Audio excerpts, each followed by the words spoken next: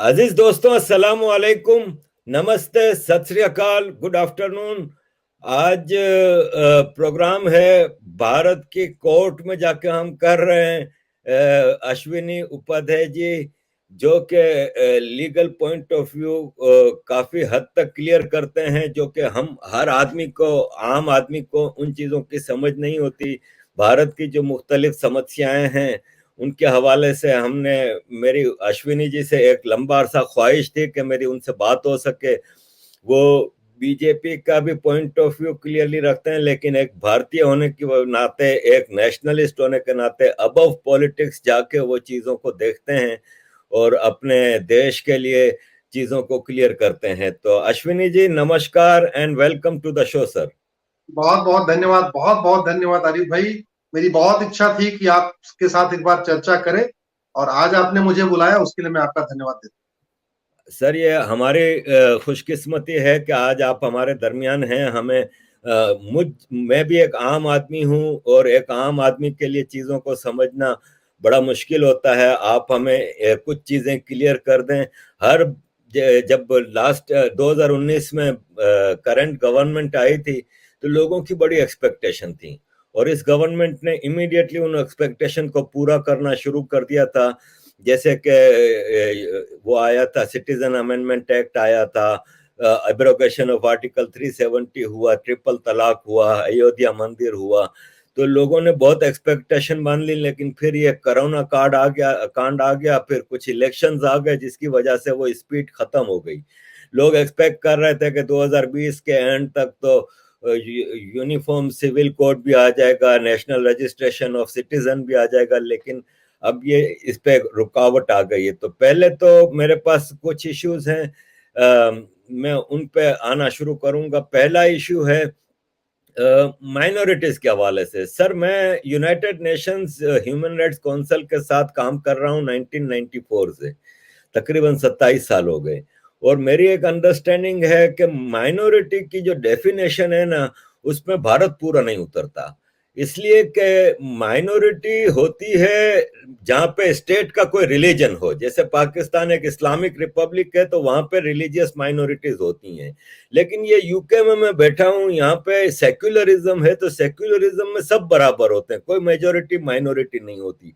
ये भारत में किस किस्म का सेक्युलरिज्म है कि वहां पे हूँ। माइनॉरिटीज को सारे फायदे भी मिल रहे हैं और मेजोरिटी को सब्जुकेट किया जाता है। तो उसके हवाले से सरकार क्या कर रही है और सरकार को क्या करना चाहिए? अरे भाई, जैसे आपने खुद बताया कि माइनॉरिटी और मेजॉरिटी का कॉन्सेप्ट वहां पे होता है जहां पे सरकार संविधान से नहीं, सेकुलर सरकार ना हो, बल्कि पर्टिकुलर रिलीजन की सरकार। पाकिस्तान हुआ, बांग्लादेश हुआ, ईरान, इराक, जो इस्लामिक कंट्रीज हैं या जो क्रिश्चियन कंट्रीज हैं। चूंकि इंडिया इंडिया एक हिंदुज्म कंट्री नहीं है, इंडिया इंडिया का जो ऑफिशियल कोई रिलीजन नहीं है, यहाँ तो सेकुलर एक कॉन्स्टिट्यूशन है।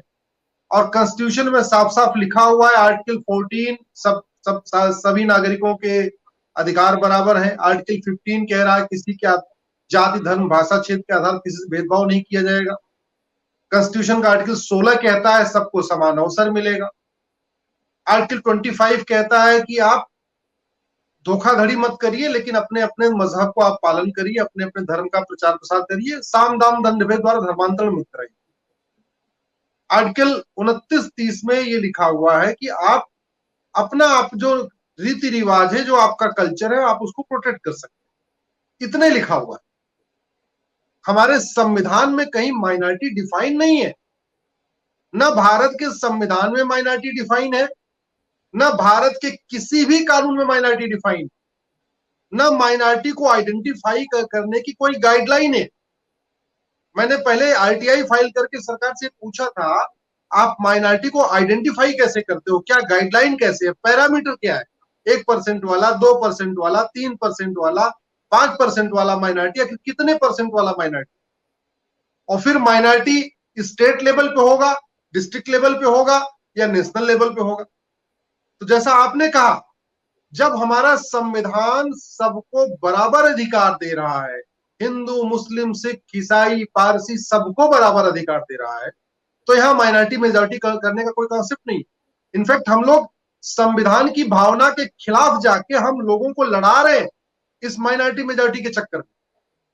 लोग माइनॉरिटी मेजॉरिटी नहीं बनना चाहते, सरकारों ने माइनॉरिटी मेजॉरिटी बना रखा है और माइनॉरिटी डिफाइन नहीं किया, माइनॉरिटी की गाइडलाइन तय नहीं किया और 1992 में एक माइनॉरिटी एक्ट बना दिया, 1993 में नेशनल माइनॉरिटी कमीशन बना दिया, उससे भी पेट नहीं भरा। तो 2006 में एक अलग से माइनॉरिटी अफेयर मिनिस्ट्री कांग्रेस की सरकार ने बना दिया। अब कांग्रेस की सरकार ने 2006 में बना दिया, सेंट्रल गवर्नमेंट में अलग से माइनॉरिटी अफेयर मिनिस्ट्री सारे राज्यों ने भी बना दिया। तो आज की डेट में केंद्र में भी माइनॉरिटी अफेयर मिनिस्ट्री है, सारे राज्यों में माइनॉरिटी अफेयर मिनिस्ट्री है, सेंट्रल लेवल पे माइनॉरिटी कमीशन है, सारे राज्यों में स्टेट लेवल पे माइनॉरिटी कमीशन है। लेकिन माइनॉरिटी कौन है, 1% वाला माइनॉरिटी, 2% वाला माइनॉरिटी, ये डिफाइन नहीं है। और एक बात मैं आपको बताऊं, हमारा संविधान तो समता मूलक समाज की बात करता है, समता, समानता, समरसता, ये हमारे संविधान के कीवर्ड है, प्रियम्बल है, ये हमारा संविधान कहता है, इसको अचीव करने की जरूरत है। लेकिन सरकारों ने ठीक इसका उल्टा किया। सरकारों ने पहले सनातन धर्म को, हिंदू धर्म को जातियों के आधार पर बांटा, जातियों के आधार पर अलग अलग कमीशन बना दिए, जातियों के आधार पर अलग अलग योजनाएं बना दिया, जाति के आधार पर अलग अलग कानून बना दिए, उससे भी पेट नहीं भरा। तो क्या किया, 1993 में एक माइनॉरिटी कमीशन एक्ट बना दिया और फिर जैन को उसमें से निकाल के माइनॉरिटी बना दिया, बौद्ध को माइनॉरिटी बना दिया, सिख को माइनॉरिटी बना दिया। अरे भाई एक खास बात आप सोचिए जरा, भारत में एक हिंदू मैरिज एक्ट है, वो हिंदू मैरिज एक्ट हिंदुओं पे भी लागू होता है, जैन पे भी लागू होता है, बौद्ध पे भी लागू होता है, सिख पे भी लागू होता है। लेकिन दूसरी तरफ जैन, बौद्ध और सिख माइनॉरिटी होगा और हिंदू मेजॉरिटी। मतलब ये कॉन्सेप्ट जरा देखिए, एक तरफ एक कानून कहता है हिंदू मैरिज एक्ट की ये सब पे लागू होगा, जैन, बौद्ध, सिख पे भी लागू होगा, दूसरी तरफ माइनॉरिटी कमीशन जो नेशनल माइनॉरिटी एक्ट है वो कहता है 1993 वाला, कांग्रेस की नरसिम्हा राव सरकार ने बनाया था कि नहीं नहीं, हिंदू मेजॉरिटी है, जैन, सिख, बौद्ध माइनॉरिटी है।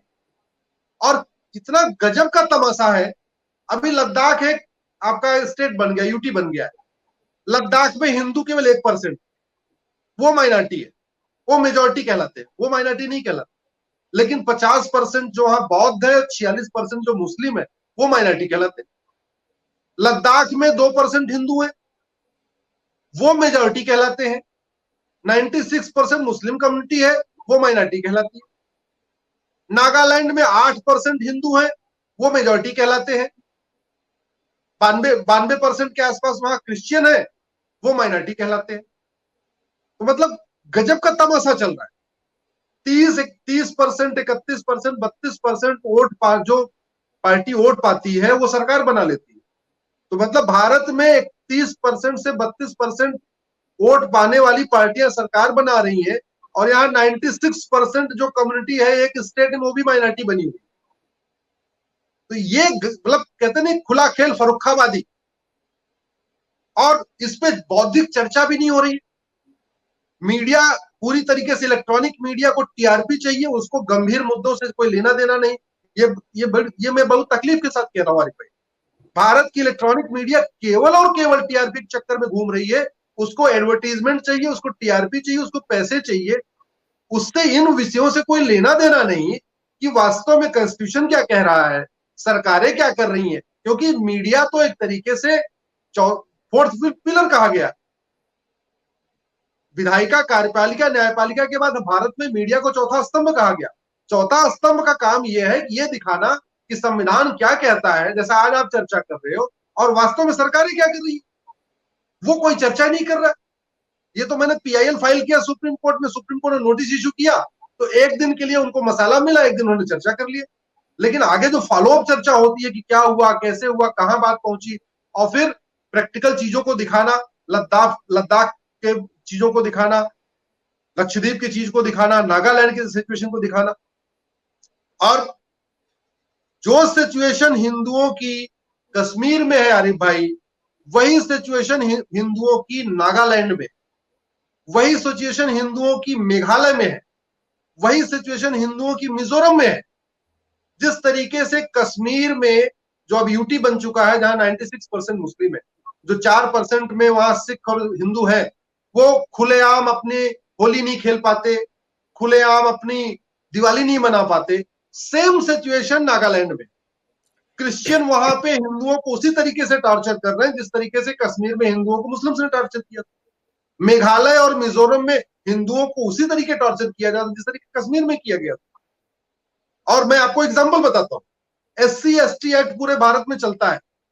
मिजोरम, मेघालय, मणिपुर में SC ST के साथ इतनी ज्यादा एट्रोसिटी हो रही, इतना ज्यादा उनको प्रताड़ित किया जा रहा है, लेकिन पुलिस की इतनी हिम्मत नहीं कि SC ST एक्ट में किसी को उठा के बंद कर। इतने ज्यादा वहां पे हिंदू बहन बेटियों के साथ छेड़छाड़ की घटनाएं होती हैं, कभी भी वहां पे पॉक्सो का केस नहीं आता, जबकि खुलेआम छेड़छाड़ होती है। नागालैंड, मिजोरम, मणिपुर, मेघालय की बात मैं कर, ये सिचुएशन हो गई। तो मतलब पूरी दुनिया में जो माइनॉरिटी होती है वो समान अधिकार मांगती है। वो कहती है हमको जी बराबर अधिकार दे दो जो आपने मेजोरिटी को दिया। भारत इकलौता ऐसा देश है जो यहाँ की मेजोरिटी कम्युनिटी हिंदू है, वो कह रही है कि हमको वो अधिकार दे दो जो आपने क्रिश्चियन को दिया है, हमको वो अधिकार दे दो जो आपने मुस्लिम्स को दिया। तो यहाँ मेजोरिटी कम्युनिटी समान शिक्षा, समान चिकित्सा, समान नागरिक संहिता के लिए संघर्ष कर रही है। पूरी दुनिया में जो कन्वर्जन होता है वो माइनॉरिटी का होता है। मेजोरिटी कन्वर्ट कराती है माइनॉरिटी को। जैसे पाकिस्तान में हिंदू माइनॉरिटी में उनको उनका कन्वर्जन होता है, बांग्लादेश में हिंदू माइनॉरिटी में उनको कन्वर्ट कराया जाता है। भारत इकलौता देश है दुनिया का, जो जितना मैं समझ पाया, भारत इकलौता देश है दुनिया का जहां हिंदुओं को कन्वर्ट करते हैं। एक तरफ क्रिश्चियन कन्वर्ट करा रहे हैं साम दाम दंड भेद द्वारा, कुछ पैसे की लालच देके, गरीबों की मदद करके। दूसरी तरफ रेडिकल जो इस्लामिस्ट है वो कन्वर्ट करा रहे हैं, चाहे लफ्ज जिहाद के थ्रू करा रहे हैं, जैसे भी करा रहे हैं। तो मतलब धोखे के द्वारा, पहचान छुपा के, लालच दे के, पैसे से मदद करके, या काला जादू दिखा के, या चमत्कार दिखा के खूब खेल चल रहा है। और इस कोरोना के टाइम में भी खूब चला है। तो स्थिति यह है कि जब भारत एक ऐसा देश है जहां आर्टिकल 14 सबको बराबर अधिकार दे रहा है, 15 कहता भेदभाव मत करो, 16 कहता सबको समान अवसर दो, वहां पे इस माइनॉरिटी मेजॉरिटी कॉन्सेप्ट की कोई जरूरत नहीं है। कॉन्स्टिट्यूशन में केवल एक बार माइनॉरिटी वर्ड आया है आर्टिकल 30 में, लेकिन डिफाइन नहीं किया गया। और उसमें लिखा क्या है? लिखा यह गया है कि भाई ठीक है, ये जो माइनॉरिटी होंगे ये अपने कल्चर को प्रोटेक्ट कर लेंगे, अपने रीति रिवाज का पालन कर लेंगे। और आया इसलिए था कि 1947 में जो बंटवारा हुआ था वो धर्म के आधार पर। तो संविधान निर्माताओं को लगा कि चूंकि यहाँ हिंदुओं की सरकार बनेगी, कहीं ऐसा ना हो जाए कि क्रिश्चियन के साथ और खासतौर पे मुस्लिम्स के साथ, चूंकि बंटवारा जो हिंदू मुस्लिम हुआ था उसमें क्रिश्चियन भी नहीं हुआ था, तो हमारे संविधान निर्माताओं को यह डर था हिंदुओं की सरकार बनेगी, ऐसा ना हो कि ईद मनाने पर रोक लगा दे, ऐसा ना हो कि रमजान पे बैन करते जैसा चाइना में होता है, ऐसा ना हो कि उनको अपना नमाज पढ़ने पे बैन करते। तो इस डर से एक आर्टिकल 30 में माइनॉरिटी वर्ड डाला गया और ये कहा गया कि भाई इनके साथ कोई भेदभाव नहीं होगा, ये लोग अपना रीति रिवाज, अपना मजहब, अपने उसका पालन कर सकेंगे। इतनी सी बात थी। लेकिन उसके नाम पे क्या हुआ? माइनॉरिटी कमीशन बन गया, माइनॉरिटी अफेयर मिनिस्ट्री बन गई है, माइनॉरिटी के नाम से अलग स्टाइपेंड, माइनॉरिटी धर्म मजहब के आधार पे अलग से योजनाएं, मजहब के आधार पे अलग से लोन मिल रहा है, मजहब के आधार पे अलग से इंस्टीट्यूशन खुल गए हैं। तो मुझे लगता है कि जो 1947 जो इसलिए हुआ था, भारत लगभग उसी कगार पे चल रहा है। और मुझे ये कहने में कोई दिक्कत नहीं है, अगर हमने इस चीज को नहीं रोका तो 2047 जो आजादी का 100वां वर्षगांठ होगी, 100 साल पूरे हो रहे होंगे 2047 में, ये भारत नहीं हो। हम लगभग दोबारा फिर से विभाजन का बीज बो चुके हैं और पर डे हम उसमें एक कदम आगे बढ़ रहे हैं। हम विकास की तरफ नहीं बल्कि विनाश की तरफ जा रहे हैं इस तुष्टीकरण के चक्कर में। मदरसों में क्या पढ़ाया जा रहा है ये दुनिया जानती है, और मदरसे में जो पाकिस्तान में पढ़ाया जाता है वही भारत में ही पढ़ाया जाता है, वही बांग्लादेश में पढ़ाया जाता है। मदरसे में सबको समानता की बात नहीं सिखाई जाती, मदरसे में केवल और केवल मुस्लिम ब्रदरहुड सिखाया जाता है, ह्यूमन ब्रदरहुड नहीं सिखाया जाता। ये जग जाहिर है, आप तो आपको इस पे ज्यादा आपकी अच्छी एक्सपर्टीज, आप भी जानते हैं। वो मदरसा कहीं का हो, करिकुलम उनका कॉमन है, सिलेबस उनका कॉमन है। जो मुस्लिम वो पाक, जो जो गैर मुस्लिम हो नापाक, जो मुस्लिम हो ठीक, जो गैर मुस्लिम हो काफिर। और उसके साथ क्या क्या होना चाहिए सबको पता है। वो 26 आयतें भी चैलेंज की गई सुप्रीम कोर्ट में, वो विषय अलग विषय है, मैं उस पर नहीं जाना चाहता। लेकिन मेरा ये कहना है अब समय आ गया है भारत में, चूंकि सेकुलर कॉन्स्टिट्यूशन लागू है, भारत सरकार का कोई मजहब नहीं है, भारत सरकार कोई धर्म के आधार पर नहीं चलती, सेकुलरिज्म के आधार पर चलती है, सबको बराबर अधिकार मिला हुआ है। तो ये माइनॉरिटी मेजॉरिटी कॉन्सेप्ट खत्म होना चाहिए, और जितने जल्दी खत्म हो जाएगा उतने ठीक है। नहीं तो हम दोबारा फिर से 2047 हमको एक खतरनाक स्थिति दिख रही है। अगर हमने इन चीजों को नहीं रोका तो 2047 में न भारत बचेगा, न भारतीयता बचेगी, न संविधान बचेगा, न सेकुलरिज्म बचेगा। दोबारा ये यहां वही स्थिति हो जाएगी जो स्थिति आज जिस तरीके से कट्टरवाद चरमपंथ पाकिस्तान में है, जिस तरीके से कट्टरवाद चरमपंथ बांग्लादेश में है, जिस तरीके से कट्टरवाद चरमपंथ आपका अफगानिस्तान में है, जिस तरीके से ईरान, इराक, सीरिया और बाकी जगह पे। इसमें कोई कहने में कोई दो राय नहीं। Sir, international left media biased है। भारत के भी मीडिया वाले, राणा आयोग, बरखा दत्त वगैरह, एक इंटरनेशनली कैंपेन चली है कि भारत में तो हिंदू एक्सट्रीमिस्ट गवर्नमेंट है और Hindutva is a mandate of today's government. तो फिर आप इस हिंदू एक्सट्रीमिस्ट गवर्नमेंट से ये एक्सपेक्ट नहीं करेंगे कि वो भारत को या तो हिंदू राष्ट्र बना दे, या फिर ये माइनॉरिटी मेजोरिटी का ड्रामा खत्म करके प्योर सेक्युलरिज्म जो होना चाहिए वो ला दे। तो इस सरकार से मतलब क्या तवक्को ये नहीं होनी चाहिए? देखिए अरे भाई, भारत को बर्बाद करने के लिए बहुत बड़ी मात्रा में हवाला के जरिए, एफसीआरए के जरिए और अलग अलग सोर्सेस से बहुत बड़ी फंडिंग हो रही। और एक नया फंडिंग का मॉडल है। एफसीआरए के बारे में सब जान गए हैं, हवाला के बारे में सब जान गए हैं, काले धन से कैसे फंडिंग होती सब जान गए। एक मैं आपको आज नया आपको मॉडल बताता हूं किस तरीके से फंडिंग हो रही है। फंडिंग ये हो रही है कि मान लीजिए खाड़ी देश में कोई आदमी नौकरी कर रहा है, उसका जो महीने के तनख्वाह है वो 2000 रियाल। अब उसको वहां से 2000 रियाल की बजाय 3000 रियाल दिया जाता है। चूंकि उसकी इनकम जो है वो टैक्स फ्री है, उसको यहाँ आईटीआर फाइल नहीं करना, कहीं लिख के नहीं देना कि उसको कितना वेतन मिल रहा है। तो 2000 वो अपने बैंक में भेजे या 3000 बैंक में भेजे, कोई फर्क नहीं पड़ता। और हो क्या रहा है कि जो उसको 1000 रियाल एक्स्ट्रा दिया जा रहा है, उसको ये कहा जा रहा है कि भाई बैंक से निकालना और फला वाली मस्जिद में इसको ये मतलब पहुंचा दे। तो अगर साल भर में उसको 10,000 रियाल एक्स्ट्रा दिया गया और ये कहा गया कि इस 10,000 रियाल को रुपए में कन्वर्ट करा के तुम फला वाले मदरसे में पहुंचा दे, तुम फला वाली मस्जिद में पहुंचा दे।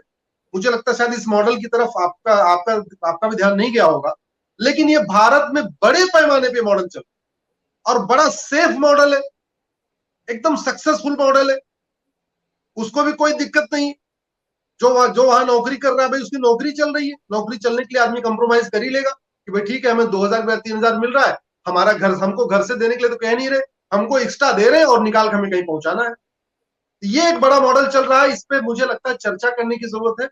मैंने 2-4 जगह इसकी बात किया, लेकिन ये इतना सेफ मॉडल है कि ये हमारे एजेंसियों के पकड़ में नहीं आ रहा है।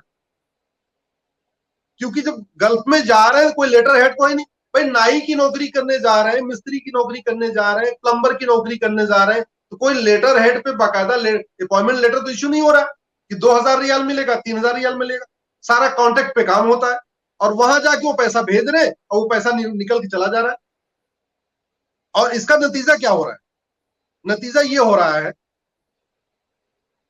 मैंने भी कुरान पढ़ी है, मैंने भी हदीस पढ़ी है।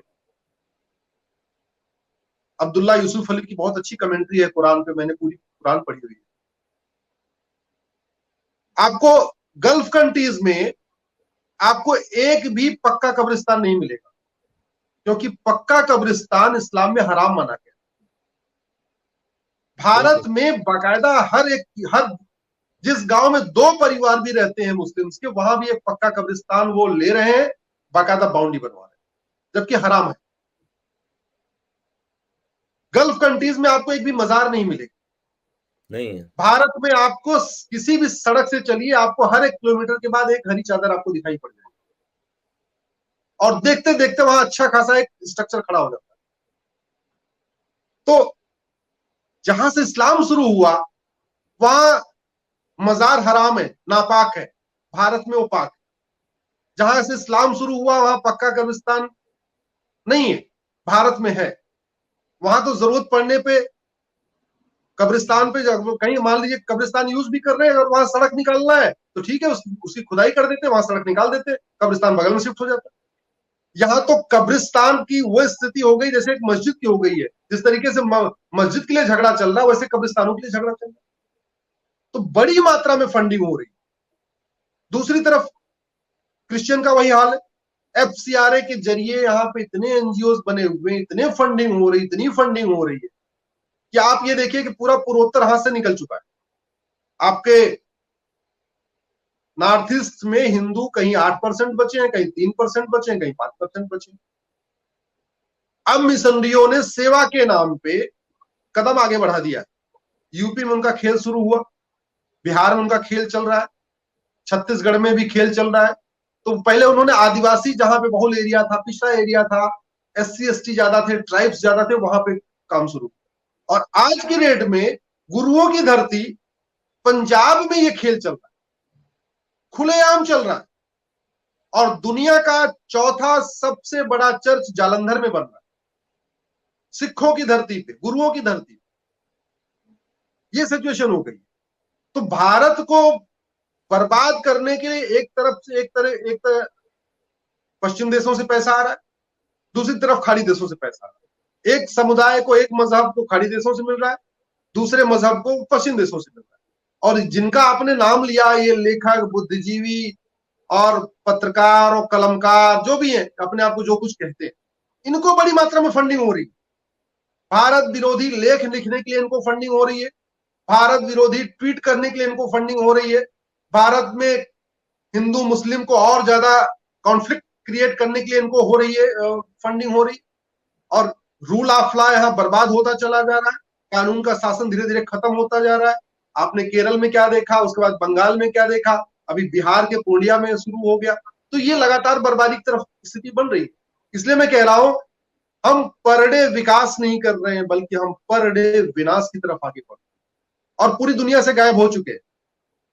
पर्शिया ईरान बन गया देखते देखते, कुंभा काबुल बन गया देखते देखते, गंधार जो दुर्योधन का ननिहाल था, देखते देखते वो कंधार बन गया। कैकेय जहां राजा भरत का ननिहाल था, वहां से रानी कैकेयी आई थी, आज वो पेशावर बन गया। तक्षशिला रावलपिंडी बन गया। तो पूरी दुनिया से एक तरीके से खत्म होने की कगार पे आ गए। उसका कारण एक था, कारण ये था कि हमारे पहले के भी जो सनातनी राजा थे वो केवल सत्ता के लिए लड़ते रहे, उन्होंने सनातन के लिए कोई लड़ाई नहीं लड़ी। वहीं दूसरी तरफ गोरी, गजनी, औरंगजेब, बाबर, हुमायूं, उन्होंने सत्ता के लिए नहीं लड़ाई लड़ी। सत्ता तो उनको रिजल्ट में मिला, लेकिन अल्टीमेट टारगेट उनका सत्ता नहीं था। अगर सत्ता उनका टारगेट होता था तो जीत लेते, आराम से रहते, राज करते। फिर बलात्कार क्यों करते, फिर धर्मांतरण क्यों कराते, तलवार के दम पे इतना सारा कत्लेआम क्यों कराते। उनका टारगेट सत्ता था ही नहीं। अगर सत्ता गोरी का टारगेट होता तो 17-18 बार वो अटैक नहीं करता, कहीं और चला जाता अटैक करने। उसका टारगेट था इसको जीतना है, यहां पे हमें शिफ्ट करना, अपना इस्लामिक हुकूमत बनानी है। और अगर पृथ्वीराज का टारगेट सनातन होता तो पहली बार में उसको मार देते। वो 17 बार माफ नहीं करते। 17 बार माफ किया क्योंकि उनको जैसे लगता उनका राज्य सुरक्षित हो गया वो माफ कर देते, अपने राज्य के बाहर निकाल के चुपचाप बैठ जाते। उन्होंने सोचा ही नहीं है कि ये अगला जो है ये सत्ता के लिए नहीं, ये बल्कि इस्लाम के लिए लड़ रहा है। तो अंतर ये था, गोरी और पृथ्वीराज चौहान का अंतर ये था कि गोरी इस्लाम के लिए लड़ रहा था, चौहान साहब अपने राज्य के लिए लड़ रहे थे। वो जैसे उनको लगता था हमारा राज्य सुरक्षित हो गया, वो चुपचाप बैठ जाते, माफ कर देते। और वो चूंकि उसको कैप्चर करना था, इस्लामिक हुकूमत यहाँ बनानी थी, इसलिए बार बार अटैक कर रहा था। साम दाम दंड भेद युद्ध में कहते हैं सब जायज है। उसने झूठ बोला, ये किया, वो किया, संधि किया, अंत में मार दिया। हमारे राजाओं ने सनातन के बचाने के लिए, सनातन के प्रचार प्रसार के लिए कभी साम दाम दंडभेद उपयोग नहीं किया। वो केवल अपने अपना अपना एरिया देखते रहते, हमारा एरिया सुरक्षित हो जाए बस बात खत्म, अगर बगल में भाड़ गया हमारा शासन चलता रहे, हमारी राजशाही चलती रहे। शायद यही कारण था कि हम पूरी दुनिया से गायब हो गए। भारत में भी 9 राज्यों में माइनॉरिटी हो चुके हैं जो आज हम लोग चर्चा करने वाले हैं, और धीरे धीरे धीरे धीरे बहुत तेजी के साथ जैसे 9 राज्यों में माइनॉरिटी हो गए, बंगाल में 28% हो चुके हैं मुस्लिम। तो 28% से 40% होने में ज्यादा टाइम नहीं लगता भाई। भारत में 1950 में 8% मुस्लिम, आज 18% हो गए। अब 18% से 36% होने में ज्यादा टाइम नहीं लगे। और मैं ये बात इसलिए कह रहा हूं कि ऐसा नहीं कि मुझे इस्लाम से कोई नफरत, बात केवल इतनी है कि कौन सा मजहब, कौन सी विचारधारा इक्वलिटी की बात करती है, कौन सी विचारधारा इक्वलिटी, जस्टिस, लिबर्टी की बात करती है, कौन सी बात, हाँ, फ्रेटर्निटी की बात करती है, कौन सा ऐसा मजहब है, कौन सी ऐसी विचारधारा है जो वसुधैव कुटुंबकम की बात करती है, नारी तू नारायणी की बात करती है, महिला पुरुष सब बराबर है उसकी बात करती है, वसुधैव कुटुंबकम की बात होती है, सर्वधर्म समभाव की बात करती है। कोई और इस्लाम तो नहीं कर रहा है। अगर इस्लाम ये करने लग जाए तो कोई दिक्कत ही नहीं। इसलिए मैं कह रहा हूं इस्लाम एक रिलीजन है और हिंदुज्म एक धर्म है, सनातन धर्म है, इस्लाम रिलीजन है। हम लोगों ने मिक्स कर दिया है कि बेसिकली क्या हुआ कि धर्म के लिए कोई अंग्रेजी में कोई वर्ड ही नहीं एक्चुअली, जो धर्म है उसके लिए इंग्लिश में कोई वर्ड है ही नहीं। रिलीजन तो एक पंथ की बात करता है, रिलीजन एक पर्टिकुलर तरीके से जीवन जीना, वो है रिलीजन, एक सेक्ट है, वो पंथ है, एक समुदाय है, वो सनातन नहीं है। धर्म तो केवल सनातन धर्म, और ये सनातन धर्म अगर दुनिया से जहां जहां घटेगा, जहां जहां कम होगा, वहां वहां अशांति बढ़ेगी, वहां बहन बेटियों के साथ अत्याचार होगा, वहां बहन बेटियां आराम से अच्छी जिंदगी नहीं जी पाएंगी, वहां बहन बेटियां गुलाम होंगी। और उसका मैं 2 एग्जांपल आपको देता हूं। सनातन धर्म में एक सिस्टम था कि जो छोटा राज्य हो या छोटा कस्बा हो, वहां का जो राजा होता था उसकी लड़की के नाम उस पे पड़ता था। यानी जैसे कौशल राज्य था, उसकी उनकी राजकुमारी का नाम कौशल्या। कैकेय राज था जो अब पेशावर बन गया, उनकी राजकुमारी का नाम कैकेयी। सौमित्र राज्य था, राजकुमारी का नाम सुमित्रा। गंधार था जो अब कंधार बन गया, राजकुमारी का नाम गंधारी। ये एक सिस्टम था। मतलब सोचिए जरा कि बेटियों को कितना बड़ा एक दर्जा दिया जाता था। स्वयंवर प्रथा थी, बेटियां अपने आप अपना पति चुन सकती थी, लेकिन ये व्यवस्था गंधार में तब तक थी जब वहां सनातन था। जब वो कंधार बन गया और अब अफगानिस्तान बन गया है, वहां क्या सिचुएशन है? अभी कुछ दिन पहले लड़कियों के स्कूल में बम ब्लास्ट किया गया और ये कह दिया गया लड़कियां निकलेंगी उनका सर ढका रहेगा, लड़कियां स्कूल नहीं जा सकती। ईरान इराक में लड़कियों की क्या पोजीशन है, सीरिया में लड़कियों की क्या पोजीशन है? तो इसमें बात ये नहीं हिंदू और इस्लाम की बात नहीं, बात यह है कि अगर ये सनातन पद्धति, सनातन धर्म, सनातन रीति रिवाज जिंदा रहेगा, सबको बराबर अवसर मिलेगा, सबको समान अवसर मिलेगा, महिला पुरुष को समान अवसर मिलेगा, हिंदू मुस्लिम सबको समान अवसर मिलेगा। लेकिन सनातन अगर कमजोर पड़ा, इस्लाम हावी हुआ, तो वो सबको बराबर की नजर से नहीं देखता। देखते देखते पाकिस्तान में 23% माइनॉरिटी थे। जब भारत पाकिस्तान का विभाजन हुआ तो 23% माइनॉरिटी थी। अब की आज की रेट में 2% बचे हुए, 21% गायब हो गए 70 साल में। दूसरी तरफ भारत जो 8% थे मुस्लिम, 18%, और पाकिस्तान जो 23% कम्युनिटी तो 2% हो गई। क्यों? क्या हिंदुओं के बच्चे नपुंसक होते हैं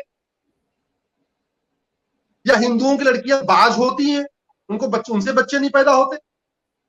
सबको पता है कि वहां पे बाकायदा तलवार के दम पे, लालच के दम पे, धोखे से उठा के स्कूल से उठाना, सब कुछ किया गया। और 70 साल में जो 23% कम्युनिटी थी उसको 2% पे लाके रख दिया। वो 2% भी भागने की कगार पे। उसको तो अगर भारत में नागरिकता मिल जाएगी, भारत में छोड़ के भाग आएगा, सब कुछ छोड़ के भागने के लिए तैयार है। अपना घर छोड़ना, अपना वतन छोड़ना, अपना रीति रिवाज छोड़ना, अपना धर्म छोड़ना, ये बहुत पीड़ादायक होता है। लेकिन जी सर, आप माइनॉरिटीज के हवाले से जो बता रहे थे कि गजनी और गौरी और उसका पृथ्वीराज चौहान का फर्क। हाँ, तो आरिफ भाई मैं ये कह रहा था कि अगर हम देखें कि पहले जो सिचुएशन थी, किसी भी अच्छी चीज को बढ़ाना सरकार की जिम्मेदारी होती है। अगर कोई भी रीति रिवाज, कोई भी कस्टम या कुछ भी अच्छा है तो उसको बढ़ाना सरकार की ड्यूटी होती है। न पहले के राजाओं ने बढ़ाया, मुगल तो बढ़ाते नहीं, अंग्रेज तो बढ़ाते नहीं, लेकिन 1947 या 1950 के बाद भारत की सरकारों ने भी नहीं बढ़ाया। और नतीजा ये हुआ कि सनातन धर्म जो सर्वधर्म संभाव की बात करता है, वसुधैव कुटुंबकम की बात करता है, सबका साथ सबका विकास की बात करता है, नारी तू नारायणी की बात करता है, महिला पुरुष के समानता की बात करता है, हिंदू मुस्लिम के समानता, सब मतलब सब मनुष्यों में एक समानता की बात करता, भाईचारे की बात करता है। वो सिकुड़ता सिकुड़ता आज की डेट में देखिए कि भारत के 9 राज्यों से भी सिकुड़ गया, पूरी दुनिया से सिकुड़ा सिकुड़ा भारत के 9 राज्य सिकुड़ गए। और उसका जो नतीजा ये निकला कि जहां जहां सनातन धर्म घटा है वहां वहां अशांति बढ़ी है। इसका एक डेटा भारत के इलेक्शन कमीशन से लिया जा सकता है। इलेक्शन कमीशन के पास संवेदनशील बूथों की एक लिस्ट होती है।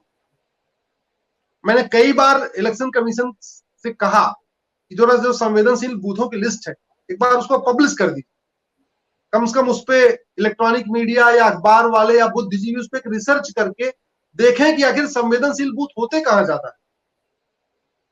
वो नहीं करना चाहते, उनकी मजबूरी है, या चाहते हैं कि नई डिबेट शुरू हो जाएगी। लेकिन मैं ये कहना चाहता हूं कि जहां जिन जिन बूथों पे हिंदू कम है वही बूथ संवेदनशील है। ये पूरे में भारत की बात करते हैं। और दूसरा एग्जांपल आपको मैं दिया कि सनातन धर्म, हिंदू धर्म किसी को कमजोर नहीं करता, वो किसी का धर्मांतरण नहीं कराता, बाकी सब कराते हैं। भारत में क्रिश्चियन कन्वर्ट करा रहे हैं, बड़े पैमाने पे करा, सेवा के नाम पे करा रहे हैं। सेवा के नाम पे गरीबों को, दलितों को लगातार लालच दे रहे हैं, पैसा दे रहे हैं, अनाज दे रहे हैं, कभी स्कूल में एडमिशन करा दे रहे हैं, इसके नाम पे धर्मांतरण करा। और अगर आप वर्ल्ड वाइड देखिए तो कुंभा बहुत शांत था, वही कुंभा आज की डेट में काबुल बन गया, और काबुल कितना अशांत है सब जानते हैं। पर्शिया बहुत शांत और खुशहाल देश, कुछ कबीलाई गए, कुछ वहां मदरसे खुले, और देखते देखते वो पर्शिया ईरान बन गया। उसके बाद फिर झगड़ा शुरू हुआ, ईरान इराक बन गया। आज की डेट में ईरान इराक में महिलाओं की क्या स्थिति है, गैर मुस्लिमों की क्या स्थिति है, सब जानते हैं। दुनिया का सबसे बड़ा स्टडी सेंटर, सबसे बेस्ट यूनिवर्सिटी तक्षशिला में हुआ करती थी, आचार्य चाणक्य वहां प्रोफेसर हुआ करते थे। वहां सबका साथ सबका विकास की बातें होती थी, वसुधैव कुटुंबकम की बात होती थी, नारी तू नारायणी की बात होती थी। आज वो तक्षशिला रावलपिंडी बन चुका है। रावलपिंडी में मुस्लिम्स के अलावा किसी के लिए जगह नहीं है। अब वहां होली नहीं मनाई जाती, अब वहां दिवाली नहीं मनाई जाती रावलपिंडी में। कैके राजा दशरथ का ससुराल थी, राजा दशरथ ससुराल थी, वहां राजा भरत का ननिहाल था, वो कैके पेशावर बन गया। और दुनिया का सबसे भव्य विष्णु का मंदिर कभी कैके में हुआ करता था। आज की डेट में पेशावर में आपको भगवान विष्णु का एक मंदिर मिलेगा नहीं। कभी किसी जमाने में बहुत बहुत ही अच्छा भव्य मंदिर गंधार में हुआ करता था। राजा ने बनवाया था अपनी राजकुमारी गंधारी के लिए, क्योंकि गंधारी शिव भक्तनी थी, वो वहां पूजा करने जाती थी। वो गंधार अब जब कंधार बन गया, वहां वो भगवान शंकर के मंदिर का कोई एक अंश भी नहीं बचा।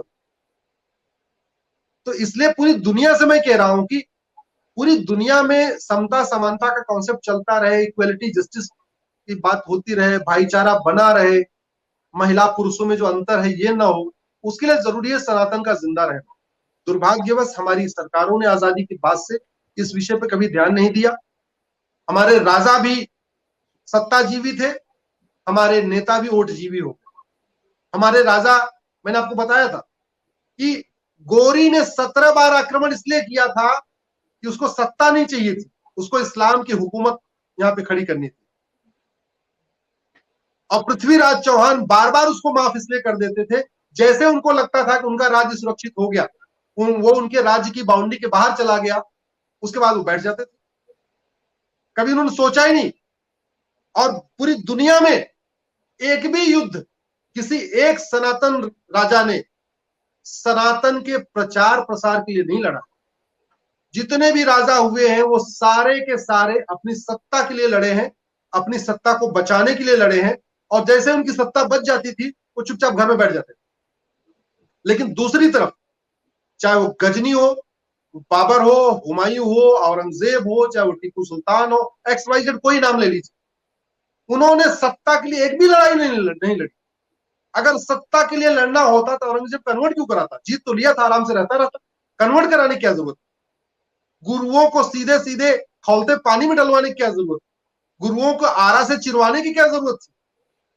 उनका लक्ष्य सत्ता था ही नहीं, किसी का लक्ष्य सत्ता नहीं था, सबका लक्ष्य था इस्लाम की स्थापना। और वही दूसरी तरफ आप मुझे एक भी हिंदू राजा बनाइए, एक भी सनातनी राजा बताइए जिसने वास्तव में सनातन को प्रचार प्रसार करने के लिए, सनातन को आगे बढ़ाने के लिए किसी एक देश पे हमला किया हो और उस देश पे कब्जा किया हो और कब्जा करके वहां पे सनातन सिस्टम लागू किया। एक भी एग्जांपल नहीं। अब तो जो हो गया सो हो गया, हम उस पर तो नहीं जा सकते, लेकिन हम तो ये कहते हैं अब जब संविधान चल रहा है, भारत संविधान से चल रहा है, और संविधान दो शब्दों से मिलकर बना हुआ है, संविधान। कॉन्स्टिट्यूशन जैसे रिलीजन और धर्म दो अलग अलग चीजें हैं, ऐसे कॉन्स्टिट्यूशन और संविधान दो अलग अलग चीजें हैं। संविधान के लिए इंग्लिश में कोई वर्ड है ही नहीं। संविधान का मतलब होता है, अरे भाई, संविधान, ऐसा विधान जो सब लोगों पे समान रूप से लागू हो, उसको संविधान कहते हैं। सम प्लस समधन विधान बराबर संविधान। जब संविधान को हम दो उसको संधि विच्छेद करते हैं, तो भारत में आज की डेट में संविधान है ही नहीं। जातियों के आधार पे कानून बना दिया, उससे भी पेट नहीं भरा, तो मजहब के आधार पे कानून बना दिया। जातियों के आधार पे योजनाएं पहले बनाई सनातन धर्म को खत्म करने के लिए, उससे भी पेट नहीं भरा, तो मजहब के आधार पे योजनाएं शुरू कर दिया। साउथ में खासतौर पे तमिलनाडु का मैं एग्जांपल आपको देता हूं और केरल का एग्जांपल देता हूं। वहां पे क्या है कि क्रिश्चियन और मुस्लिम को वजीफा मिलेगा, वो भले ही वो समृद्ध हो, भले ही वो पैसे वाला हो, सरकारी स्कूल में, लेकिन गरीब हिंदू को नहीं मिलेगा। तो नतीजा क्या हो रहा, कहते नहीं मरता क्या ना करता। एक गरीब हिंदू है बेचारा, उसके बगल वाले को अगर जो उसके पड़ोसी में ठीक ठाक समृद्ध है मुस्लिम, उसके उसके उसके बच्चे को पैसा मिल रहा है, वो हिंदू को नहीं मिल रहा है। तो मजबूरी में क्या करता है, वो जब फॉर्म भरता है तो रिलीजन वाले कॉलम में नाम वाम सब वही रखता है, नाम रहेगा अश्विनी कुमार, अरविंद कुमार, जो भी है, उसमें डाल देगा क्रिश्चियन, केवल रिलीजन वाले कॉलम में। अब जो बच्चा फर्स्ट से लेके 12वीं तक लगातार क्रिश्चियन क्रिश्चियन क्रिश्चियन क्रिश्चियन, उसके दिमाग में क्रिश्चियनिटी बैठ गई है, तो वो क्रिश्चियनिटी को चेंज कैसे करे? वो सारे रिकॉर्ड में क्रिश्चियन हो गया और धीरे धीरे धीरे धीरे वो सनातन धर्म से दूर चला गया। तो भारत में केवल मिशनरियां ही कन्वर्ट नहीं करा रही हैं, बल्कि यहां तो स्टेट स्पॉन्सर्ड कन्वर्जन हो रहा है। स्टेट स्पॉन्सर्ड कन्वर्जन इसलिए कह रहा हूं कि भैया तुम गरीबी के आधार पे कोई योजना क्यों नहीं चला रहे? गरीब हिंदू का बच्चा है तब भी वजीफा दो, मुस्लिम का बच्चा है तब भी वजीफा दो। अगर हिंदू लोन लेना चाहता तो वो भी उसको भी दे दो, नीडी है, और मुस्लिम लोन लेना चाहता उसको भी दे दो। लेकिन बैंक में खाता खोलने के लिए अलग से आप काउंटर लगा रहे हो, अलग से आप अल्पसंख्यक के नाम पे अलग से योजनाएं शुरू कर रहे हो, अल्पसंख्यक के नाम से अलग से तालीम शुरू कर रहे हो, और तो और यहाँ अपने अल्पसंख्यक इंस्टीट्यूशन बना दिए। क्यों? सारे लोग एक साथ मिलकर पढ़े तो क्या दिक्कत? अलीगढ़ हो या जामिया हो, सब लोग एक साथ मिलकर पढ़े तो क्या दिक्कत? BHU में सब लोग मिलकर पढ़े तो क्या दिक्कत है? जरूरत क्या है अलग से करने के लिए? और जब मजहब के आधार पर हमारा विभाजन हो चुका, पूरी दुनिया देख चुकी है, ये तो लाइव एग्जांपल है कि इस्लाम जहां बढ़ता है वो 50 साल के अंदर दूसरों को वहां जीना मुश्किल कर देता है। वो विचारधारा वैसी है वहां, तो दूसरों को खत्म कर देता है। अभी तो लेबनान की स्थिति देख लीजिए, लेबनान कहां चला गया, कश्मीर कहां चला गया। आपका लद्दाख लक्षद्वीप कहाँ चला गया? तो जब ये हम सब जानते हैं तो जानबूझ के आंखों देखे शुतुरमुर्ग बने हुए और हम ये बात कहते हैं तो हम कम्युनल हो गए। जब हम सच्चाई बता रहे हैं कि भैया स्थिति ये है, यहाँ पे हिंदू और मुस्लिम का झगड़ा नहीं है बल्कि दो विचारधाराओं का झगड़ा है। एक विचारधारा कहती है कि नहीं, आपको इसी तरीके से कपड़ा पहनना, इसी तरीके से त्योहार मनाना, इसी तरीके से आपको पूजा करनी, इसी तरीके से सजदा करना। दूसरा एक कहता है नहीं, आप जैसे करना करो, जैसे शादी करना वैसे कर लो, कोर्ट में कर लो, मंदिर में कर लो, फेरे ले लो, घर में कर लो, पार्क में जाके कर लो, जहाज में कर लो, कैसे भी कर लो। तो यहाँ ये विचारधारा की टकराहट है और उस विचारधारा की टकराहट में हमारी सरकारें, चूंकि वोट लगातार बढ़ता जा रहा है, मुस्लिम्स कम्युनिटी के वोट लगातार स्ट्रांग होते जा रहे हैं, तो अपीजमेंट की पॉलिटिक्स चलती जा रही है। माइनॉरिटी कमीशन बन गया, माइनॉरिटी एमनेस्टी बन गई। और जहां तक आपने कहा कि इस सरकार को तो गजब को बदनाम कर रहे, एक भी ऐसी योजना नहीं है जिसमें 30% से 35% मुस्लिम्स ने बेनिफिट नहीं लिया। 2014 की बात बता रहा हूं। जनधन खाता 32%, जो टोटल जनधन खाता खुला उसका 32% अकेले मुस्लिम्स का खुला है। मुफ्त का मकान 34% अकेले मुस्लिम्स को गया। मुद्रा लोन शायद 32% या 31% मुस्लिम्स को गया। तो एक भी केंद्र सरकार की योजना नहीं है, चाहे वो आयुष्मान योजना हो, चाहे मुद्रा योजना हो, चाहे वो पेंशन योजना हो, चाहे वो किसानों को जो सब्सिडी दी जा रही वो योजना हो, चाहे मुफ्त का मकान हो, एक भी, चाहे वो अटल एक्सीडेंट वाला लोन की योजना है, कोई योजना ऐसी नहीं है जिसमें 30 से 35% मुस्लिम्स की भागीदारी नहीं है, जबकि उनकी संख्या 18% है। लेकिन जो पार्टिसिपेशन है, फायदा लेने में, वो 35% है, 34% है, 32%। इसके बाद भी कह रहे नहीं नहीं, ये तो सरकार जो है हिंदूवादी सरकार है। ये तो मतलब वो कहते हैं कि इसको इस तरीके से बातों में उलझा के रखो कि अपना एजेंडे जो वास्तव में काम करना है वो काम ही ना हो पाए। मैं आपको दूसरा एग्जांपल बताता हूं किस तरीके से पुष्टिकरण हुआ।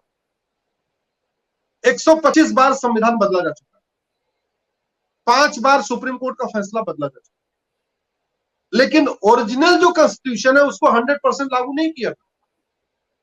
मतलब जो मूल संविधान है, जो हमारे संविधान निर्माताओं ने मिलकर बनाया, 300 लोगों ने मिलकर, और वो जो 300 लोग थे उसमें हिंदू, मुस्लिम, सिख, ईसाई, पारसी सब लोग थे।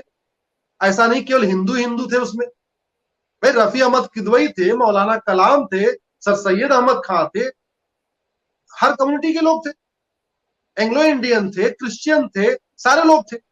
सबने मिलकर तय कर लिया आर्टिकल 14 में सब लोग बराबर रहेंगे, सरकार नहीं मान रही। सब लोगों ने मिलकर कहा आर्टिकल 15 बना दिया, कोई भेदभाव नहीं होगा, सरकार भेदभाव कर रही है। सबने मिलकर कहा आर्टिकल 16 सबको समान अवसर मिलेगा, सरकार नहीं लागू कर रही है। सबने कहा आर्टिकल 44 इस देश में मजहब के आधार पे अपने अपने पर्सनल लॉ नहीं होंगे बल्कि एक यूनिफॉर्म सिविल कोड होगा। किसी और दिन में, चूंकि बहुत लंबा विषय यूनिफॉर्म सिविल कोड, में आपसे अलग से चर्चा कर सकता हूं अगर आप कहेंगे तो यूनिफॉर्म सिविल कोड आर्टिकल 44 होगा, सरकार लागू नहीं कर रही है। आर्टिकल 47 कहता है कि आप इस देश में शराब, मतलब बिल्कुल उल्टा देखिए चल रहा है। आर्टिकल 47 कहता है इस देश में आप भारत को नशा मुक्त, शराब मुक्त बनाओगे, और हर मोहल्ले में, हर 1 किलोमीटर पे आपको यहाँ पे देसी शराब की दुकान, अंग्रेजी शराब की दुकान, सब कुछ मिल जाएगा। आर्टिकल 47 कहता है नहीं होना चाहिए। आर्टिकल 351 कहता है, आर्टिकल 351 कि सरकार की ये ड्यूटी है, केंद्र सरकार की, वो ऐसी व्यवस्था सुनिश्चित करे कि पूरे देश भर के लोग हिंदी लिखना, पढ़ना, बोलना ये कर सके। उसका पर्पज ये था जो संविधान में हमारे दिया गया कि अंग्रेजी हमारी कनेक्टिंग लैंग्वेज नहीं होनी चाहिए। उसमें संविधान सभा में डिबेट हुई, चूंकि 80% इंडिया के लोग हिंदी बोल लेते हैं, पढ़ लेते हैं, समझ लेते हैं, तो जो बाकी परसेंट है थोड़ा उनको भी प्रमोट कर दीजिए, तो Hindi will become the connecting language of India. आज की डेट में English is the connecting language of India. और संविधान तो बाद में आया। 1917 में भरूच में एक एजुकेशन कॉन्फ्रेंस हुआ। उस एजुकेशन कॉन्फ्रेंस की अध्यक्षता महात्मा गांधी ने किया। उसमें उन्होंने कहा था कि जब आजादी मिलेगी तो हम इस देश में समान शिक्षा लागू करेंगे और हिंदी को राष्ट्रभाषा घोषित करेंगे। हिंदी आज तक राष्ट्रभाषा घोषित नहीं हुई। मतलब 1917 में आजादी बहुत दूर थी उस समय। तब महात्मा गांधी ने कहा था हम इस देश में समान शिक्षा लागू करेंगे। मंत्री और संत, उनका वर्ड यही था, इस देश में मंत्री और संतरी का बच्चा एक किताब पढ़ेगा।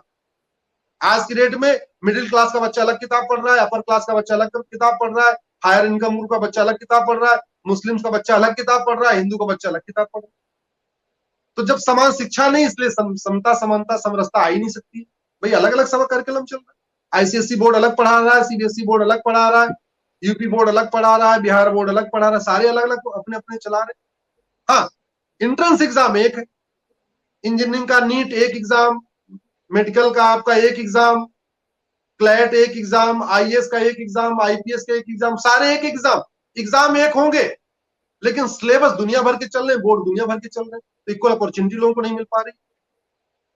तो मैं ये कह रहा था कि सबसे जो ज्यादा जरूरत है इस सरकार को करने की, वो पहले तो संविधान को 100% लागू कर। आर्टिकल 348 कहता है कि इस देश में सबको 3 लैंग्वेज आनी चाहिए, लिखना पढ़ना बोलना। इसलिए सरकार बेसिक एजुकेशन में 3 लैंग्वेज मैंडेटरी कर दे। इसका मतलब जम्मू कश्मीर वाले को भी 3 लैंग्वेज आनी चाहिए, तमिलनाडु वाले को भी 3 लैंग्वेज आनी चाहिए, यूपी बिहार को सबको 3 लैंग्वेज आनी चाहिए। तो 3 लैंग्वेज क्या हो सकती है? एक हिंदी हो सकती है, सब मैंडेटरी, एक इंग्लिश भी हो सकती है, चलो बाकी एक स्टेट की लैंग्वेज, कश्मीर वाला कश्मीरी सीख ले, बंगाल वाला बंगाली सीख ले, लेकिन कम से कम हिंदी तो मैंडेटरी होनी चाहिए। नहीं हुआ, 3 लैंग्वेज फार्मूला नहीं लागू किया। आर्टिकल 312 कहता है कि इस देश में Indian judicial system exam, Indian judicial service exam हो, जैसे आईएएस होता है डीएम के अपॉइंटमेंट के लिए, इंडियन एडमिनिस्ट्रेटिव सर्विस, ऐसे एक एग्जाम होगा इंडियन जुडिशियल सर्विस, और उसी वो ऑल इंडिया लेवल पे एग्जाम होगा, उसमें कोई रिजर्वेशन नहीं होगा, और उसी के आधार पे इंडिया लेवल पे जजों का अपॉइंटमेंट होगा। लागू नहीं हुआ। तो हमने कह तो रहा हूं कि 125 बार संविधान बदल दिया, 5 बार सुप्रीम कोर्ट का फैसला बदल दिया, लेकिन 20% संविधान जो देश की एकता और अखंडता को मजबूत करता, देश में भाईचारा स्थापित करता, चाहे वो हिंदी को कनेक्टिंग लैंग्वेज बनाने की बात थी, या यूनिफॉर्म सिविल कोड की बात थी, या 3 लैंग्वेज फार्मूला था, इंडियन जुडिशियल सर्विस थी, या समान शिक्षा थी, समान चिकित्सा थी, समान नागरिक संहिता थी, उस पर काम नहीं हुआ। घुसपैठ नियंत्रण हो, ये इसका प्रावधान हमारे संविधान में है। धर्मांतरण नियंत्रण हो, ये इसका प्रावधान हमारे संविधान में है। जनसंख्या नियंत्रण का प्रावधान हमारे संविधान में, और संविधान के कॉन्करेंट लिस्ट में है। कॉन्करेंट लिस्ट का मतलब केंद्र सरकार भी कानून बना सकती, जनसंख्या नियंत्रण राज्य सरकार भी बना सकती। कभी आप चर्चा करेंगे तो मैं जनसंख्या पे आपसे अलग से चर्चा करूंगा कि एक अलग विषय है, लेकिन नहीं हुआ उस पे का। तो 20% संविधान बचा हुआ है, और वो इसलिए बचा हुआ है कि सरकारें, राजा हमारे सत्ताजीवी थे, नेता हमारे वोट जीवी हो गए, सत्ताजीवी अपनी सत्ता सुख भोगते रहे, नेता वोट जीवी वोट लेते रहे, और सनातन धर्म सिकुड़ता रहा, सिकुड़ता रहा, सिकुड़ता रहा। अफगानिस्तान से में खत्म हुआ, पाकिस्तान में खत्म हुआ, बांग्लादेश में खत्म हुआ, भारत के 9 राज्यों में भी खत्म हो गया है, और अब जहां बचा हुआ है वहां भी खत्म होने की कगार पर चल। तो सर आपने ये जो सब चीजें बताई, जैसे आपने 2047 का उदाहरण दिया, आपने दूसरी चीजें बताई, तो ये सब तो सरकार को भी पता होगी। तो इस सरकार से हमें इतनी उम्मीदें हैं, तो अगर ये सरकार भी नहीं कर रही तो फिर कौन करेगा? ये आपने बिल्कुल सही कहा कि अगर ये सरकार नहीं करेगी तो कौन करेगा। देखिए, अगर एक आप नागरिक के नाते समझे, आप सबकी ड्यूटी है, जुडिशरी की अपनी ड्यूटी है, नागरिकों की अपनी ड्यूटी है, कार्यपालिका की अपनी ड्यूटी है, विधायिका की अपनी ड्यूटी है। जो सबसे बड़ी ड्यूटी आज की डेट में खासतौर पे भारत जैसे डेमोक्रेटिक कंट्री में है, वो ये है कि हेल्दी डिबेट, ऐसे विषयों पे डिबेट हो कि भैया जो हमारे क्या हो रखा है, अरे भाई भारत में खासतौर पे मीडिया में शाम को सारे चैनल बहस करते हैं, 2-2, 3-3 घंटे बहस करते हैं, और नाम भी दिया हुआ है, मुकाबला, हल्ला बोल, दंगल, बड़ी बहस, देश की बात, राष्ट्र की बात, भगवान जाने क्या क्या नाम दिया हुआ। लेकिन होता क्या है, उसमें 3-4 लोग बुला लेंगे और केवल प्रॉब्लम पे तू मैं चलती रहेगी, प्रॉब्लम पे आरोप प्रत्यारोप चलता रहेगा, प्रॉब्लम पे नूरा कुश्ती चलती रहेगी। प्रॉब्लम का रूट काज क्या है और उसका परमानेंट सोल्यूशन क्या है, उस पर चर्चा नहीं होती। केवल तू मैं नूरा कुश्ती आरोप प्रत्यारोप करा के वो 1 घंटे की डिबेट निकाल देते। वो चिल्लाएंगे, चीखेंगे, चिल्लाएंगे, सब कुछ करेंगे। तो जब तक मीडिया अपनी ड्यूटी नहीं निभाएगी, देश के जो नागरिक हैं, जो कोई अपनी जाति के आधार पे एसोसिएट है किसी से, कोई मजहब के आधार पे एसोसिएट है, कोई भाषा के आधार पे जुड़ा हुआ है, तो ये जो जातिवादी मानसिकता है, भाषावादी मानसिकता है, क्षेत्रवादी मानसिकता है, मजहबी मानसिकता है, वो नागरिकों को भी हटाना पड़ेगा। और सरकार को निश्चित रूप से, जब एक, जैसे आप चर्चा कर रहे हैं, जब इस पे चर्चा अच्छी हो तो सरकार तो नब्ज टटोलती रहती है कि जनता में क्या हो रहा है। अगर अपने आप प्रेशर क्रिएट हो जाएगा, अपने आप प्रेशर क्रिएट हो जाएगा, अपने आप सरकार करेगी। और ये बात तो जैसा आपने कहा, मैं बिल्कुल कह रहा हूं, अगर मोदी जी भारत में समान शिक्षा लागू नहीं कर पाए तो कोई नहीं लागू कर पाए। मोदी जी अगर भारत में समान नागरिक संहिता नहीं लागू कर पाए, हमें तो कोई नहीं दिख रहा है। अगर मोदी जी भारत में घुसपैठ नियंत्रण कठोर कानून नहीं बना पाए, धर्मांतरण नियंत्रण के खिलाफ कठोर कानून नहीं बना पाए, जनसंख्या नियंत्रण के खिलाफ कठोर कानून नहीं बना पाए, तो कौन बनाएगा? हमको तो कोई नहीं दिख रहा है बनता हुआ। हाँ, हमको ये 2047 2040 जरूर दिख रहा है कि जिस तेजी के साथ, उसका एक और भी बड़ा कारण है, हमारे क्या हो रखा है कि जो रूल ऑफ लॉ, अगर आप इंटरनेशनल रैंकिंग ऑफ इंडिया उठा के देखें, जितने बैड पैरामीटर हैं, घटिया पैरामीटर है, उसमें हम टॉप 20 में। जितने अच्छे पैरामीटर हैं उसमें हम सब आउट ऑफ 50। उदाहरण के लिए, अवैध हथियार रखने के मामले में हम दुनिया में नंबर 2 है, पानी निकालने के मामले में जमीन से नंबर 1 है। तो जो घटिया रैंकिंग है वहां हम टॉप 10 या टॉप 20। लेकिन जितनी अच्छी रैंकिंग है, जहां हमें टॉप 10 में होना है, टॉप 20 में होना चाहिए, वहां आउट ऑफ 50 है। रूल ऑफ लॉ इंडेक्स में 69 प्लेस पे है, करप्शन परसेप्शन इंडेक्स में 80 स्थान पे है, हैप्पीनेस इंडेक्स में 130वें स्थान पे है, जेंडर इक्वलिटी इंडेक्स में 135वें स्थान पे है। तो ये जो हमारा इरोजन हो गया, जो बिल्कुल डाउन चले गए, उसका जो सबसे बड़ा कारण ये हुआ कि सरकारों ने यहां पे लोक लुभावन योजनाएं तो बनाई, लेकिन रिफॉर्म नहीं किया। भारत में मैकाले का बनाया हुआ 1860 का इंडियन पिनल कोड आज भी चल रहा है, 1860 का। मैकाले ने 1861 में पुलिस एक्ट बनाया था, और वो पुलिस एक्ट इसलिए बनाया गया था कि जो यहाँ वायसराय है उनको सिक्योरिटी मिलती रहे, और जो कलेक्टर जो टैक्स कलेक्ट किया करते थे उनको कोई दिक्कत ना आने पाए, उसीलिए एक पुलिस सिस्टम क्रिएट किया गया। वो आज भी चल रहा है।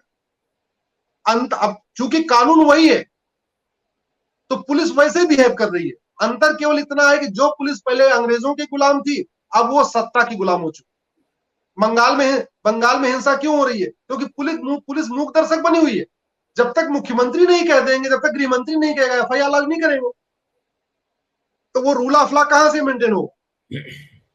1872 का एविडेंस एक्ट चल रहा है, उस समय 1872 में एविडेंस एक्ट बनाया गया। अच्छा, इन तीनों कानूनों का पर्पस था भारत में ब्रिटिश हुकूमत की जो है उसको मजबूत रखना। इंडियन पिनल कोड इसलिए बनाया गया, 1861 में पुलिस एक्ट इसलिए बनाया गया, 1872 में एविडेंस एक्ट इसलिए बनाया गया। और इसका मैं आपको एक एग्जांपल देता हूं भाई। 1947 के पहले जितने क्राइम हुए थे उसमें ज्यादातर तो अंग्रेजों ने किया। जितनी यहां लूट हुई अंग्रेजों ने किया। जितना यहाँ टैक्स कलेक्शन हुआ, टैक्स के नाम पे यहाँ पे बदतमीजी की गई, लोगों के साथ डंडे चलवाए गए, वो भी उन्हीं लोगों ने किया।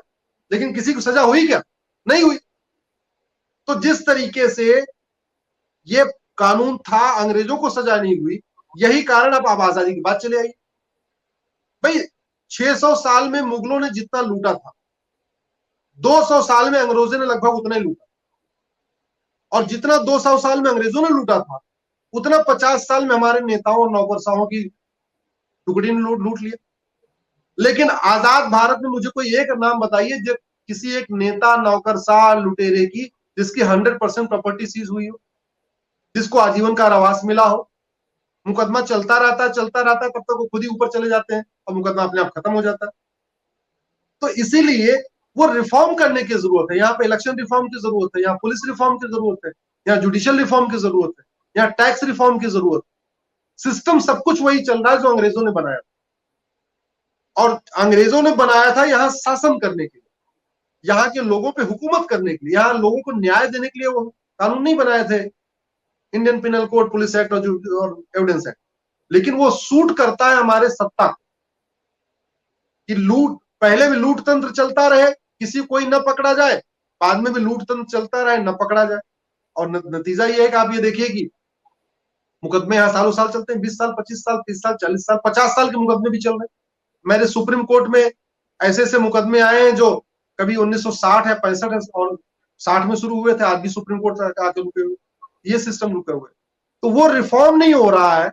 और उसका एक एग्जांपल बताता हूं। छोटे ओवैसी ने बोला 15 मिनट के लिए पुलिस हटा दो, मैं पूरे भारत से हिंदुओं को खत्म कर दूंगा। शायद आपने भी सुना होगा, ये कोर्ट जी सुना जी होगा, जी सुना था ना। जी जी अब जब वो छोटा ओवैसी बोला कि 15 मिनट के लिए पुलिस हटाओ, मैं भारत को हिंदू विहीन कर दूंगा, उसको अगर सजा हो गई होती तो दूसरा कोई छोटा ओवैसी बनता क्या? बड़ा क्लियर मैसेज जाता, भैया देखो एक बार बोला और वो तो जेल में चला गया, उसको 10 साल 20 साल सजा हो गई। लेकिन सजा नहीं हुई तो आप एक तरीके से उसको प्रमोट कर, किसी गांव में एक गुंडा निकले, एक आदमी बदमाशी करे, गुंडागिरी करे, आप उसको पकड़ के साल भर के अंदर सजा दे दो, तो दूसरा उसको एक गांव में गुंडा नहीं निकले, सबको पता रहेगा, अरे वो गुंडा, उसने गुंडागिरी किया था, देखो तो जेल में सड़ रहा है। लेकिन अगर आप सजा नहीं दोगे तो देखते देखते वहां पे 10 गुंडे और बन जाएंगे। ये अपराध भी छुआछूत की बीमारी है। तो भारत में आज की डेट में रूल ऑफ लॉ तो है नहीं, यहां तो लोकतंत्र नहीं है, अभीड़ तंत्र चल रहा है। उदाहरण के लिए, आप अगर रूल ऑफ लॉ मानते हैं, कानून को मानते हैं, सब नियम कानून मानते हैं, रेड लाइट तोड़ेंगे तो 5,000 रुपए की पेनल्टी, सीट बेल्ट नहीं लगाएंगे 5,000 रुपए की पेनल्टी। लेकिन आप रूल ऑफ लॉ को नहीं मानते, आप कानून को नहीं मानते, भारत संविधान को नहीं मानते, आप 200 लोगों 500 लोगों को इकट्ठा करके हाईवे जाम कर लीजिए, जैसा आज की डेट में किसान आंदोलन के नाम पे चल रहा है। दिल्ली का बॉर्डर जाम करके बैठे हुए, 8 महीने से जाम करके बैठे हुए, एक भी केस नहीं हो रहा। जो एक दो के ऊपर केस हुआ था वो कह रहे हैं हम यहां तब उठेंगे जब वो केस उठा लोगे। तो ये क्या तमाशा है? मतलब सारे नियम कानून उनके ऊपर जो नियम कानून मानते हैं, जो नियम कानून नहीं मानते उनके लिए कोई नियम कानून नहीं। 1 लाख, अगर 1,78,1,76,000 करोड़ का जो 2G घोटाला हुआ, उसमें 1 लाख करोड़ भी अगर वसूल लिया गया होता या 50,000 करोड़ भी वसूल लिया होता तो एक मैसेज जाता। 1,76,000 करोड़ का 2G घोटाला करने वाले बाहर घूम रहे हैं, गोल्फ खेल रहे हैं, विदेशों में सैर कर रहे हैं, कनी मोजी तो बाइज्जत बरी हो गई। क्यों? वो 1872 का एविडेंस एक्ट चल रहा है, नार्को पॉलीग्राफ ब्रेन मैपिंग कानून बनाया नहीं। अब जब 2G वाले छूट जाएंगे तो नीचे जो छुट भैये वो कैसे डरेंगे? वो सोचेंगे यार वो फला छूट गया, हम भी छूट जाएंगे। 1,86,000 करोड़ का कोयला घोटाला हुआ, 86,000 करोड़ भी हम कहते हैं 10,000 करोड़ की वसूली हो गई होती। न किसी की 100% प्रॉपर्टी सीज हुई, न किसी को लाइफ टाइम मिला, तो चल रहा है। अगस्ता घोटाला ले लो, 2G घोटाला ले लो, कॉमनवेल्थ घोटाला ले लो, इतने सारे घोटाले। हम हो क्या रहा है, हम दुनिया से करोड़ों रुपए दे के हथियार खरीद लेते हैं। अमेरिका को करोड़ों रुपए दे के हथियार खरीदेंगे, वैक्सीन खरीदेंगे, सब कुछ कर लेंगे, लेकिन मुफ्त में उनके कानूनों की नकल नहीं करते। फ्रांस से राफेल खरीद लेते हैं हजारों करोड़ रुपए दे, लेकिन फ्रांस के जो अच्छे कानून हैं उनको मुफ्त में नकल उनकी नहीं करते। भाई हर जितने भी डेवलप्ड कंट्रीज हैं वो डेवलप बने इसलिए कि उनके पास कुछ न कुछ अच्छाइयां हैं ही। सिंगापुर के पास, जैसे सिंगापुर है, सिंगापुर में क्या है, आप एक व्यक्ति के नाम पे एक से ज्यादा प्रॉपर्टी नहीं हो सकती। अगर आपने एक मकान खरीद लिया तो दूसरा मकान आप तभी खरीद सकते हो जो पहला मकान आप सौदा कर लो बेचने के। क्या बढ़िया मॉडल है, सिंगापुर का मॉडल आपको बता रहा हूं। तो जब आदमी 2 नंबर कमाता किस लिए, पैसा कमाता किस लिए, घूसखोरी, जमाखोरी, मिलावटखोरी, कमीशनखोरी, कालाबाजारी करता किस लिए? बेनामी प्रॉपर्टी बनाने के लिए, 10-10 मकान बनाने के लिए, 10-10 गाड़ियां बनाने के लिए। आप सिंगापुर का मॉडल हो गया, आप दूसरी कार तभी खरीद सकते हो जब पहली कार बेचो, आप दूसरा घर तभी खरीद सकते हो जब आप पहला घर बेचो। तो भ्रष्टाचार आदमी करेगा क्या? पैसा खाएगा थोड़ी, लेके पैसा करेगा क्या? अपने आप लोग ईमानदारी से रहने के लिए मजबूर है। तो ऐसे बहुत सारे मॉडल हैं दुनिया में दुनिया के कई देशों में यूनिफॉर्म एजुकेशन सिस्टम है, दुनिया के कई देशों में यूनिफॉर्म सिविल कोड चल रहा है, दुनिया के कई देशों में करप्शन खिलाफ बहुत अच्छे अच्छे कानून है। लेकिन वो चल रहा है और उसके लिए मैं तो उनको दोष क्यों दूं? वो तो दोषी है ही है। नेताओं ने नहीं किया तो ठीक है, वो तो दोषी है ही, लेकिन मीडिया कौन सी यहाँ पे पाक है? मीडिया ने वो काम नहीं किया जिसको करना चाहिए था। मीडिया ने भी आईना नहीं दिखाया। ये देखो, अमेरिका में ये कानून बहुत बढ़िया चल रहा है, जापान में ये कानून बहुत बढ़िया चल रहा है, सिंगापुर में ये व्यवस्था बहुत अच्छी चल रही है, रूस में ये व्यवस्था अच्छी चल रही है, फ्रांस में ये बहुत अच्छी व्यवस्था चल रही है। हमने किया ही नहीं। तो इसलिए भारत में न जातिवाद कम हो रहा है, न भाषावाद कम हो रहा है, न कट्टरवाद कम हो रहा है, न नक्सलवाद कम हो रहा है, न माओवाद कम हो रहा है, न मजहबी उन्माद कम हो रहा है, न जमाखोरी कम हो रही है, न कालाबाजारी कम हो रही है, न मिलावटखोरी कम हो रही है, न मुनाफाखोरी कम हो रही है। सब कुछ एज इट इज चल रहा है। सर, अजीज दोस्तों, आपने देखा आज का प्रोग्राम। ये अश्विनी जी के साथ हमारा 4 विशेष मुद्दों पे डिस्कशन का ये जो प्रोग्राम है, उसमें पहला मुद्दा आज हमने डिस्कस किया, भारत के सेक्युलरिज्म की गलत जो सिस्टम है उसको किस तरह करेक्ट करना, माइनॉरिटीज, अपीसमेंट पॉलिटिक्स, इन सब चीजों के हवाले से आज हमने डिस्कस किया। आगे कल आपको भारत की पॉपुलेशन के हवाले से इस पे बताया जाएगा कि भारत में पॉपुलेशन की ग्रोथ और उसके रिलेटेड जो इश्यूज हैं, करप्शन और इलीगल माइग्रेशन वगैरह, उस पर डिस्कशन की जाएगी। फिर यूनिफॉर्म सिविल कोड और फिर नेशनल रजिस्टर ऑफ सिटीजन के ऊपर। थैंक यू वेरी मच अजीज दोस्तों for joining us. Keep supporting, कि आपके सपोर्ट पे ही हम चलते हैं। Keep supporting. Thank you very much. जय हिंद, जय श्री राम, वंदे मातरम।